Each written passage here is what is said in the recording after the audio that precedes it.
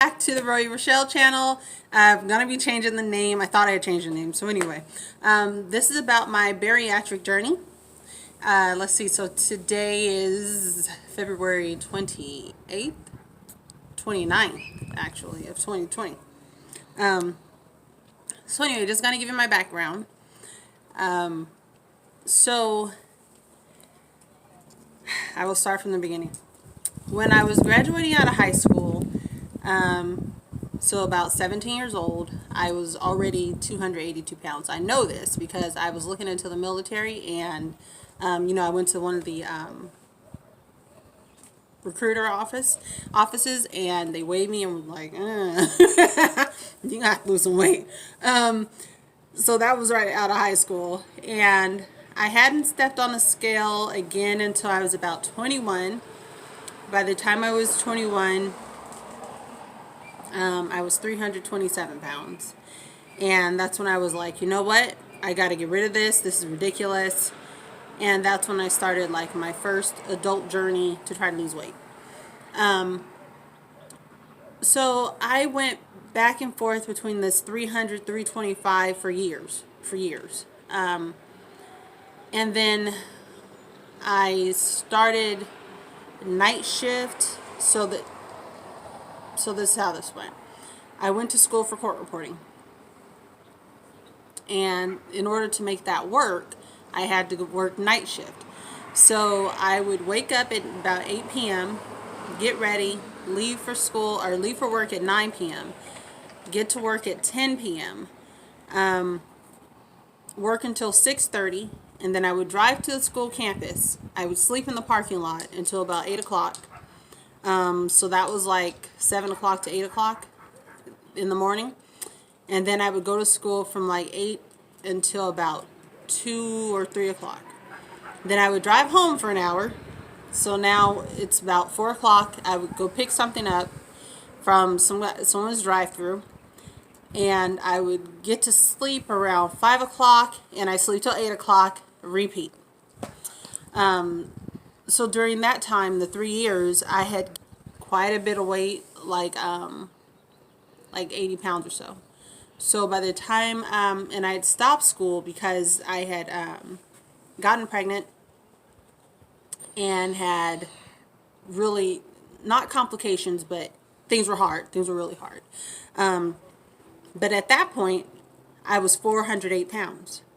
That was 408 pounds. And the very next year I got pregnant again, I was 408 again. So that went on, and this was in 2006 and 2007. Okay. By the time my oldest made preschool, so we're at 2011, I was about 450 pounds. So I went up pretty quick. And then I said, you know what, I'm going to, because at this point I wasn't working. And I said, you know what I could do is drop him off at school and I can go to the gym. So I did. And I lost about 50 pounds, and I even tried to start a business. I got certified when I was more than 400 pounds to be a group exercise instructor. But no one would hire me because I was going to watch someone 400 pounds lose weight. But it wasn't meant for skinny people. It was specifically targeted towards larger people, and we would all be losing weight together, but no one understood the concept, yada yada. Anyway, going through all this, and I ended up gaining all that weight back and some. And then I'm going to say about 2014, about 2014 I'm going to say, I reached my absolute highest weight, which was 467. And I had been told by my doctor, like, you're pre-diabetic. And I said, okay. Or no, he thought I was diabetic, and he wanted to do like the sugar test and all that. And so I went off, like, I cut like all the Pepsis I was drinking. I was having cream of wheat in the morning at work, and I was putting like tons of sugar because that's the only way it tastes good. And so I cut those two things, and I wasn't, eating candy and stuff. And then I went in, with this test you drink, like when they test you when you're pregnant, and they give you that orange stuff you have to drink, and then you come back an hour later, and okay, so that. Wasn't diabetic, but I was 467 pounds. So maybe a year later, there was another doctor that I had been transferred to, and he was like, your blood pressure like is really high, and you've never been put on medication. I was like, no. And so, mind you, this is maybe 2015, and I was like, no. And so he put me on blood pressure medication, and he told me, you need to have weight loss surgery. Now, mind you, I'm 467 pounds, and he's the first doctor to ever mention weight loss surgery to me, ever. And I was, insulted, because he was like, well, you're going to need it, because there's no way you can lose your weight and get out of these medicines, because you're like a stage 2 or level 2 hypertension. And I wanted to prove him wrong so badly. Like, I really wanted to do this myself. I've been trying to do this myself since I was 21 at 327. And all I managed to do was gain 140 pounds. So anyway, I, have been trying. So mind you, this whole time has been like me trying and then failing, succeeding a little and then regressing and, doing this stuff. So just a really long journey. And then, so I'm high. I mean, like my A1C was, let me see if I can get these numbers right. I think to be diabetic, your A1C has to be 6.5, and I was 6.3. So I could reach out and touch it. You know what I mean? And so I worked on that, and I was really trying to get it down. And I had signed up for weight loss surgery maybe 3 years ago. And now here's the thing. Here's the thing with me and weight and food and everything else. I signed up for weight loss surgery like 3 years ago. I was approved because of my weight and my health issues that were coming. And I only had 15 pounds to lose. Couldn't do it. Could not do it. And I tried for about a year and a half. And then I gave up. And I was like, forget it. Just forget it. And so about a year or so, wasn't, trying to do it. I had been trying to lose weight, but I hadn't been weighing in, because you have to weigh in every month, once a month, to still be in the program. And I just wasn't, I felt defeated. And so I had given up. And so for a year, I stopped weighing in officially. And I was weighing in pretty much all the time at home, because I was, either trying to eat right or exercise, and then I wasn't, then I was, and I wasn't. So I had said last year in May, so May 2019, I said, or maybe in April, I said, whatever, I don't know. You got to get this done. Like, you got to get it done. Like, I had dropped my A1C a little bit. I think so instead of being 6.3, I was 6.1, like that. So just, itty bitty inching. But I said, let's go ahead and do this. So now when I sign up, I go to the orientation and everything, is I'd start everything over. And now I have 32 pounds to lose. So at this point, I'm 462. So remember, in 214, I was 467. So between 2015 and 2019, that 5 little pounds had disappeared. That was it. And I had gone, from like 6-something down to 40-something, but that was it. And I couldn't get past it. I mean, like, it was like stuck at 39. I couldn't get past 439 just to save my life. But this last time I signed up, I was, like I said, 462. They told me you have to lose 32 pounds. And immediately I was like, no, wait a minute. I couldn't lose 15 pounds. How am I going to lose 32? Ever. But I tried. I enlisted the support of some coworkers. I let them know. I let my kids know.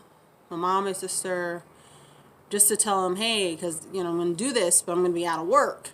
and So anyway, the support was really good. The support was really good. But it took me, from May to December to lose 32 pounds. May to December.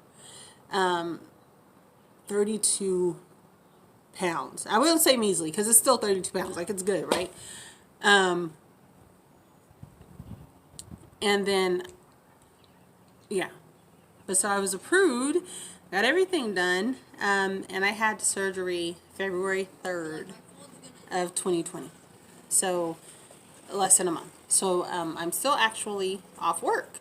I go back to work on Tuesday. Yay! And so far, like to date, I have lost 27 pounds since the surgery. So doing really well. And I will I'll tell you this. The rest I'm going to put in the next video. I'm going to come and record tomorrow when I'm here with the boys working out again. And I'll let you know some of my 2020 goals. But I went into surgery at 427. So my goal, I had to be 430 or less. Went into surgery. They weighed me when I got there. I was 400. Okay, so this morning, I weighed in at 400 pounds. My goal before going back to work is 390. So I'm almost there, and I'm hoping I can kick that in tomorrow. Fingers crossed. But anyway, since the surgery, I was off. Post-surgery, I was